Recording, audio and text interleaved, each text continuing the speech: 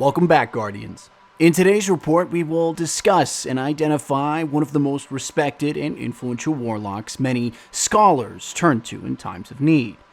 We speak, of course, of the illustrious, battle-hardened, and seasoned academic Ikora Rey. This warlock offers a cold and efficient exterior, but her mind is constantly being pulled by the darkness as she suffers the thirst for forbidden knowledge just like any of her class. She is quoted with hearing a sort of chanting voices, rhythmically bouncing tones around her head in an effort to confuse or dissuade her of her purpose at the Vanguard table. But worry not, Guardians. Ikora's past as a lone operator has led her to become very self-dependent, so a few voices here or there shouldn't be cause for alarm. Warlocks are stereotyped as being vague, cryptic, and cold, and while Ikora fits these traits, she is so much more. To begin, we should discuss Ikora Rey's past as an independent and fiery scholar in the Warlock halls. She gained a reputation as being insatiable in her appetite to learn more, whether it be on the nature of the Vex or the summoning rituals of the Hive. But this crusade of intelligence she embarked on gained her the ire of many of her peers.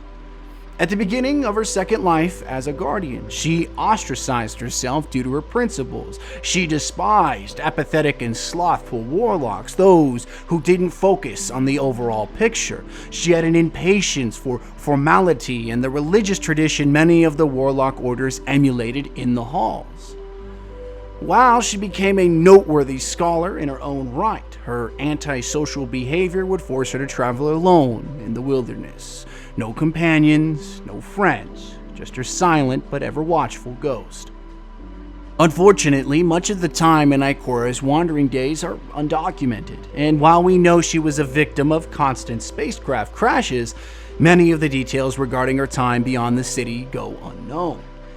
It can be assumed, though, that her journey as a warlock did not start until she left the halls of scholarly study, until she left behind the dogmatic orders with their ceremony and false candor. It is in this situation where she gained her true individuality from other Guardians. There was no need for her to fight at the back of anyone less capable than herself. And so it is said, shot down again and again, she and her ghost survived against all odds, apparently preferring the wilderness to the company of her fellow Guardians. But many warlocks are known to be loners, preferring the company of their own thoughts to the blabbering foolishness of those less interesting. Tolan the Shattered spent a great many of his days wandering before joining Eris and her fire team. And it is assumed in today's age, Osiris is in solitude away from the prying eyes of other Guardians. So why is this such a common occurring theme within warlocks? What drives them to be so isolated, so far removed from those who could care about them if given the chance? Perhaps it's just down to their independent nature, preferring relics of the dead and ruins of the past over enjoyment in the company of others.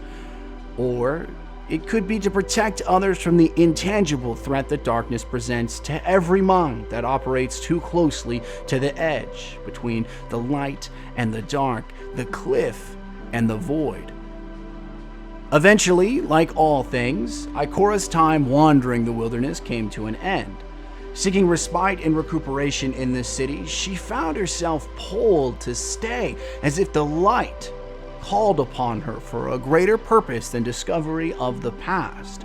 She was called on to secure our future. It's assumed that during the time after Six Fronts and before Twilight Gap, that Osiris, the warlock and at the time Vanguard commander, had advocated his position, as the records do not indicate his participation, at least in the physical sense, during the Battle of Twilight Gap. It is likely that either just before the gap or just after, she took up her position at the Vanguard table to mentor and guide all new warlocks with a newly earned respect from all warlock orders. It's also during this time she would hang up her fabled wilderness and crucible rampaging shotgun coined the Invective.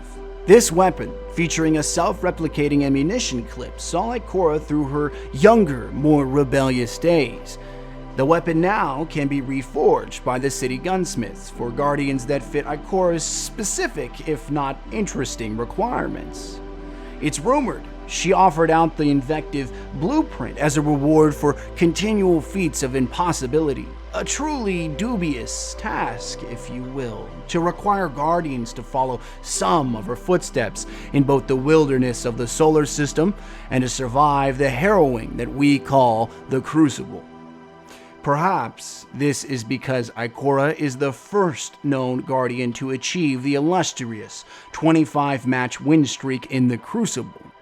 Or it could be just her pride, showing either way, if you obtain a replica of this weapon at any point in your crusades, wield it well. As Ikora came into her position at the Vanguard table, she began to organize and direct the often dysfunctional or argumentative cryptarchs. Ikora understood from the start of her journey that there were greater threats outside the walls than falling claws or ancient war mines. She knew that the true threats to our sovereignty were found in the mysteries of the Hive and the time manipulation of the Vex. But Ikora's key contribution to the various cryptarch and warlock theories was that of a potential relationship between the Hive Ascendant realms and the Vex Gate system, stating the nature and possible interrelationship of the Vex Gate system and the Hive Netherworlds remains unexplored. Unexplored, that's the key term in her synopsis on the foul Hive-spawn Crota, son of Oryx. We know that Crota did bring the Vex into Oryx's netherworld when attempting to assert dominance over his father. It is documented in the Books of Sorrow that the Hive-Vex conflict was initially devastating for the Vex, until the Vex deduced the true law and understanding behind the sword logic. This was brought about by the sacred Vex mine, Kira, Blade Transform. Kira would eventually bring the religious tendencies of the Hive to other Vex, formulating the theory behind the Vex worship of the Black Garden. Ikora continues to gather this information, this possibility, that the Vex Gate Network and the Hive Netherworlds share the same dimensional boundaries. The final, but perhaps most crucial piece of information we have on Ikora is her spy network, or if you prefer, the Hidden. Make no mistake, these individuals are the most clandestine of Guardians, operating in strike teams or solo to gather information on enemy strongpoints or gather data on their potential weaknesses. It's now known that Eris Morn and Ikora Rey share an interesting, if not sorrowful, relationship. Eris has operated as one of Ikora's Hidden for some time, and it was Eris who would first introduce reports of Crota's return on Luna. The devastation that followed these reports included the loss of her entire fire team, including the Hive expert Tolan the Shattered. It's unknown if Ikora feels responsible for Eris's new visage, her disfigured light, for her now cryptic word.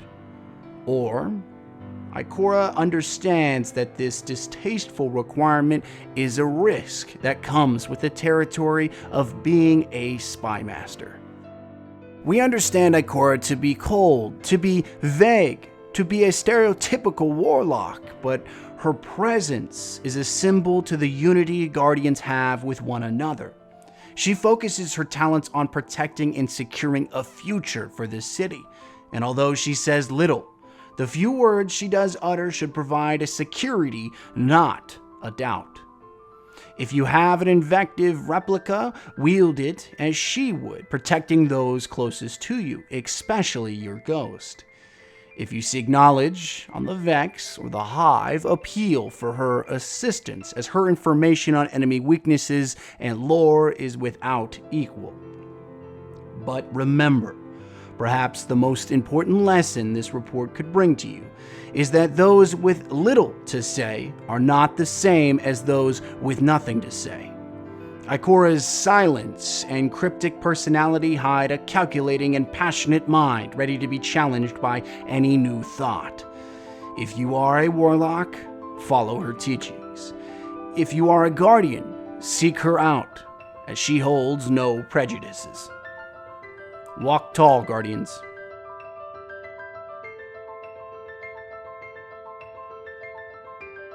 Hey everyone, Wally here. I just want to quickly say thank you so much for the continued support on this channel. It's definitely keeping me motivated to create more content. I gotta say, if you enjoyed this video, share it with your friends, like and comment. Every little bit goes a long way to getting this information out there. And if you want to support the channel further, there's a link to my Patreon down below. But that's never required, but it's always appreciated. We also launched an apparel shop that will be updated continually. We have some Lore Seeker shirts and some other goodies in there for you to grab. Do not forget to join the Discord server. I post lore scripts and new videos in there consistently. All links are in the description. I love you guys. Thank you.